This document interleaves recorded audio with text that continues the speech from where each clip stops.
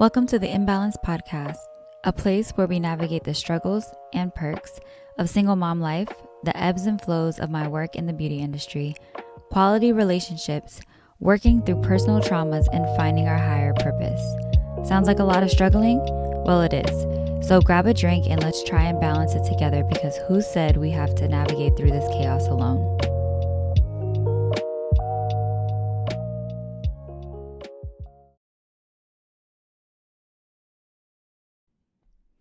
All right, welcome to your weekly dose of mom brain, unfinished task, work fatigue, and simply trying to balance the imbalanceable with me, Kat, your host on the Imbalance Podcast. Thank you for joining me today. We are in the new year, and as beauty professionals, we have a couple of slow weeks after this time from it being busy and people either like rescheduling or canceling their appointments because some things came up. So it is great to have this time to relax a little bit and, just focus on other things or like content, rebirthing ourselves, right? So, with that being said, it still always makes me very anxious whenever there are slow weeks. I've been in the beauty industry for almost 13 years at this point, and I still get stressed out when I'm like, wait, oh my God, I don't have people booking me as much this week. What's going on? Oh my God, am I going to get people on my book? Am I going to make any money this week? So it's always stress induced, but it always ends up working out. Oh, and then this is also a time where a lot of people want to do like transformations. Which I love. It's always great when people are like, I want to change, I want to do something different. And what they want is usually a little bit more drastic. So it's a lot of fun, but it's a lot of work too. But, it's all about balance, right? We are going to debunk a few popular myths. And the first one is the hair type chart.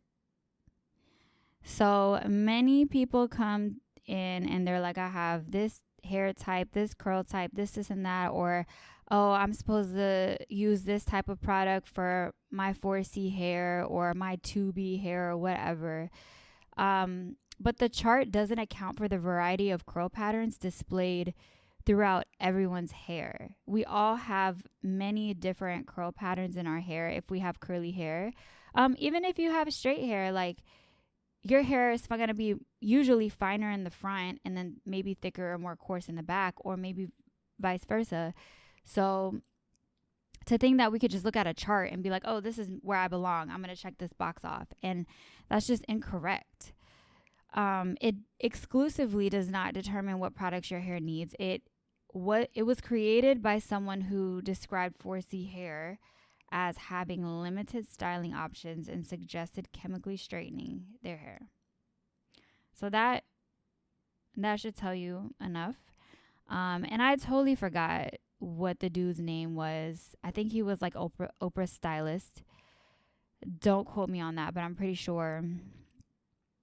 And, back in the day, that's just the rhetoric they used when they didn't know how to style their natural hair if it was more textured.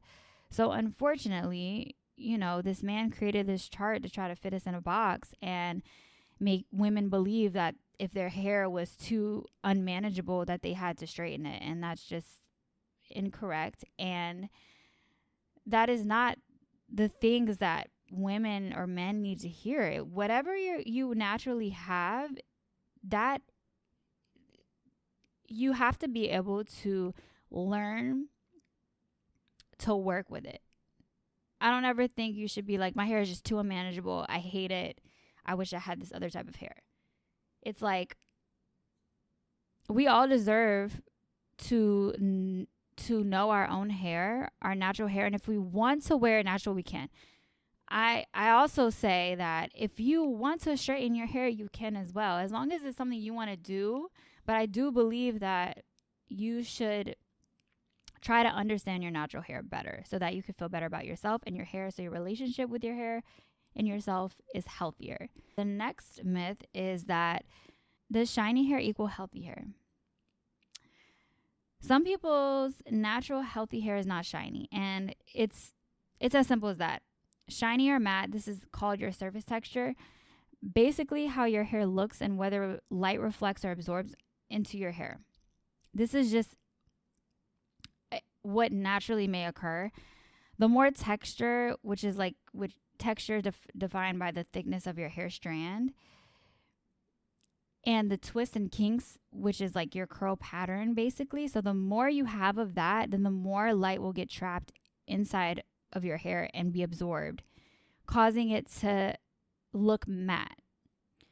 And this alone does not mean your hair is dry, damaged, or dehydrated. The third myth is hair will become damaged after bleaching it. So this doesn't stand alone as true, but it can be true. If you go get your hair bleached and the stylist doesn't execute it well, but also the state of your hair may not be healthy when you start the service, then your hair can become damaged. But it doesn't mean that if you come in there with healthy hair and your stylist knows how to execute the look that you're going for with bleach, it does not mean your hair will become damaged though. So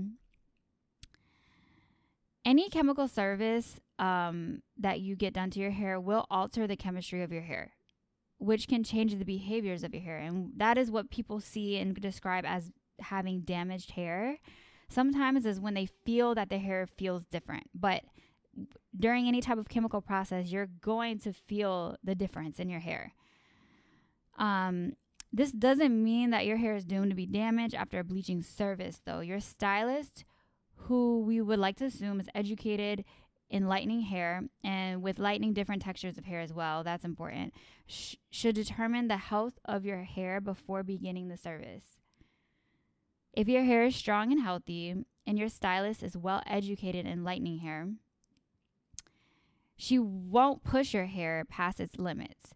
And I've done plenty of services on clients starting with, jet black hair, wanting to be blonde in one session.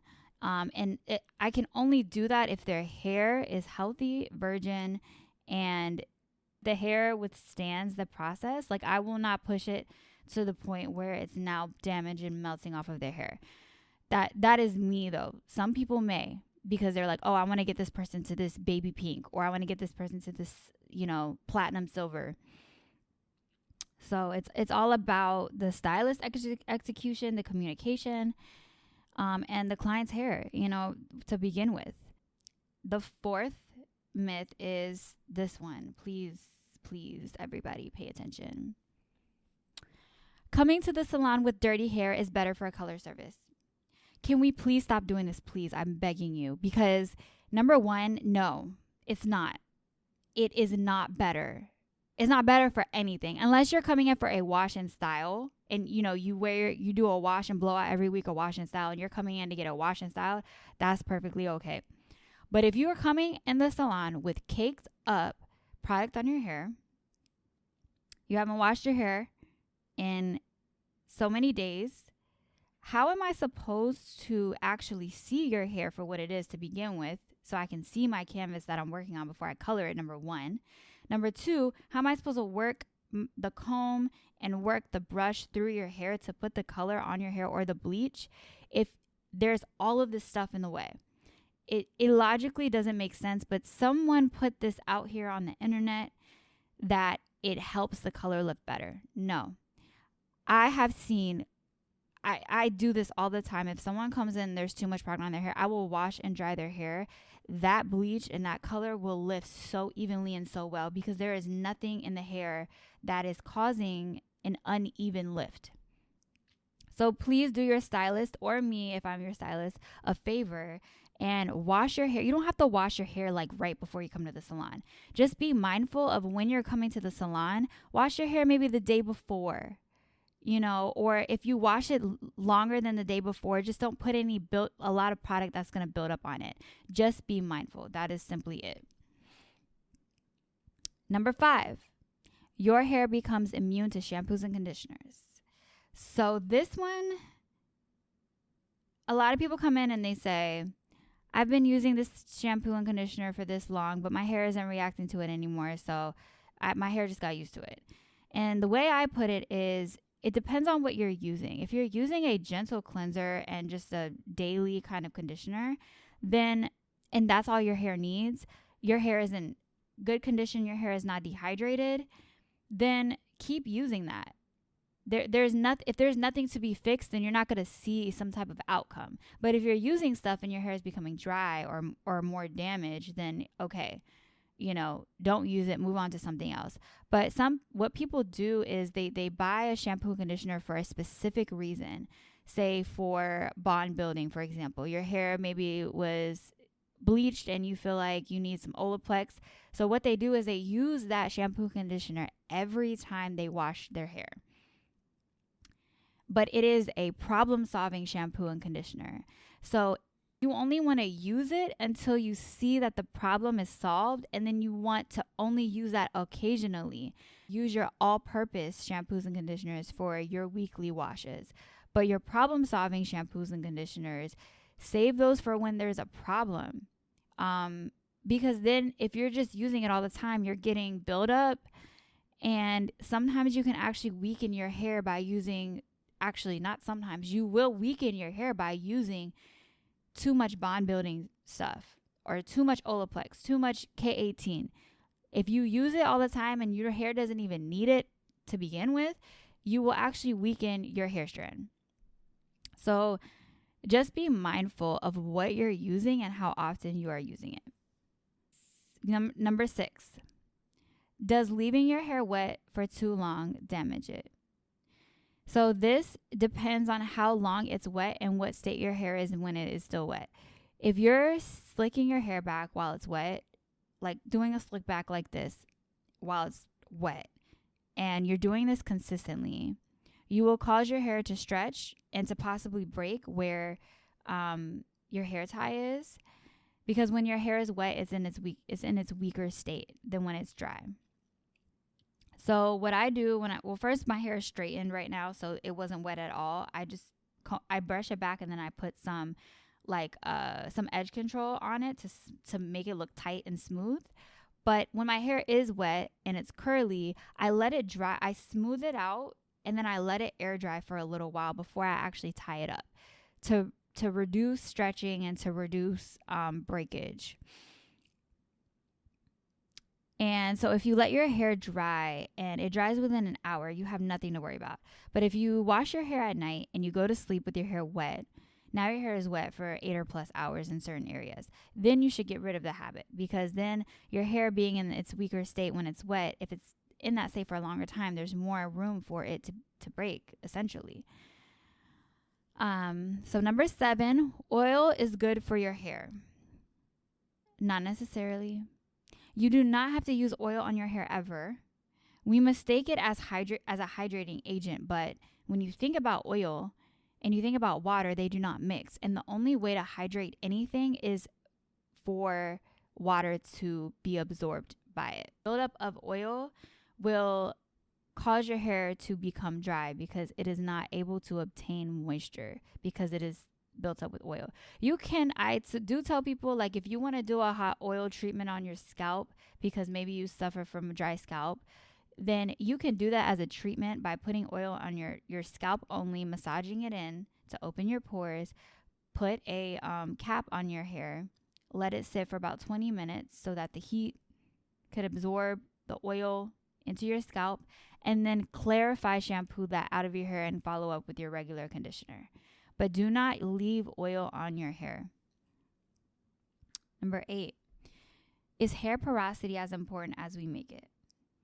So it's important, but consumers emphasize it way too much. How porous our hair is or is not is something that is more important to stylists, to be honest, at your hair appointment. For example, for me, the reason why I would want to know whether someone's hair is porous or not, or to recognize it, is if I'm lightening someone's roots to match their ends, their roots are going to be more porous because they have just been through a chemical process. So that is a factor that is important when formulating a toner so that you match the roots to the ends. again, this is more important for us to know this. For consumers, it's good to recognize if your hair is retaining more or less water over time, because that could tell you that maybe you have some buildup going on. But whether you have low, medium, or high porosity doesn't mean much to the average consumer at home. So, I mean, you could do your little, hair strand water floating test, but it doesn't really mean anything to you guys at home. So, number 9, products will make your curl pattern stronger. Your curl pattern is your curl pattern no matter what. Products are meant to enhance it if used correctly. The style is 50% product and 50% technique and how it dries. So again, products alone will not change your curl pattern. It's just about the technique you use when drying of how your curl will hold, essentially. And number 10, coloring your hair dark will make it healthier. And I mean this for people who have blonde hair and they think like, oh, I want to be healthier, so I'm going to color it dark. If your hair is damaged and blonde and you color dark over it, it will still be damaged. The only difference is that it will look a little healthier because of the way that light reflects or absorbs blonde hair versus dark hair. And that's simply what it is. It's just an illusion. So, I mean, I remember when I highlighted my hair, I was highlighting and my hair was becoming a little damaged. So I was tired of it and I colored it dark. And it being dark helped me kind of just like not pay attention to it anymore. So in that sense, it's helpful. But it's not going to make your hair healthier at all. So that is the 10 myths that I have for you guys today. Always, if you ever have any questions or want me to cover something on the show, whether it's about hair, life, parenting, struggling, whatever it is to you, you can always visit my website at imbalancedpod.com or give me a follow on Instagram at imbalancedwithkat. And I'm going to leave you guys off with a highly recommended book called Hair Story. That kind of ties into, our episode for today.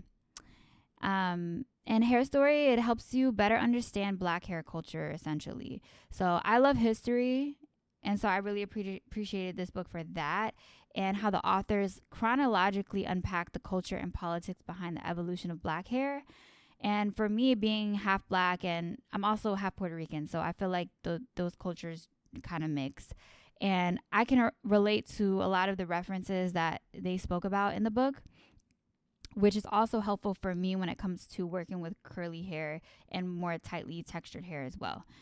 So I recommend this book, even if you don't come from Black culture, but you work with curls and tightly coiled hair, because it will help you better understand your clients so that you know where these women or men are coming from when it comes to the relationship with their hair. So this concludes our episode for today. Don't let life get the best of you, and until next time.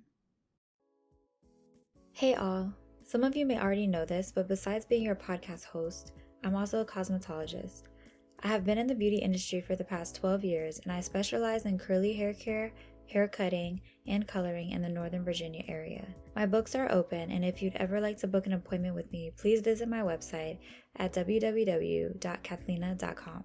I also offer an adult and child versions of my ebook, Your Natural Hair Wash and Go Style Guide, which provides key information behind the science of hair, step-by-step wash, condition, and styling process, product recommendations, and more. Purchase right now and enjoy $10 off, no code required. Now back to the show.